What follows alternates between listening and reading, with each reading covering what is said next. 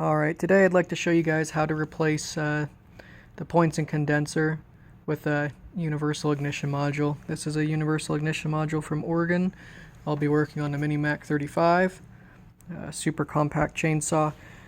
Some chainsaws you can mount the ignition chip to the side of the housing. The Mini Mac is a bit too small. This is where the condenser was installed.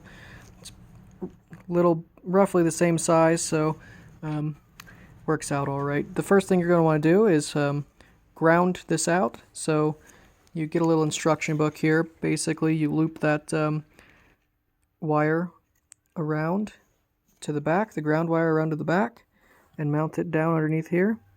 And then you take this wire, the positive, and you go splice the wire that's coming from the ignition module into this one. Don't think too hard on it. If you look at this sheet, it can be kind of confusing for like a chainsaw because the points and coil are one unit. So you just need to cut the wire that goes into this, and they include a third wire in this pack, and I just spliced that one over because this one's kind of old and beat up and corroded, so I just used that one and hooked it on there with a brand new wire, and just like that. And you want to make sure you can tuck your wires away nice and easy, just like that. And here I'll show you that I've got spark. Just bear with me a second. I've just got a little nut there, and I'm just going to use my electric ratchet to kind of show you we got some spark.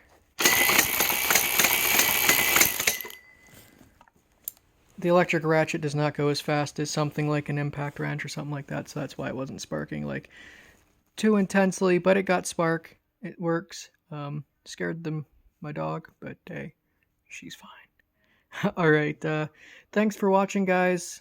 If you want to look for more content, we've got a lot of gunsmithing videos. I've got a lot of small engine stuff, big engine stuff, a lot of household repair, kind of a jack of all trades, do a little bit of everything. So thanks for watching. Like, share, subscribe.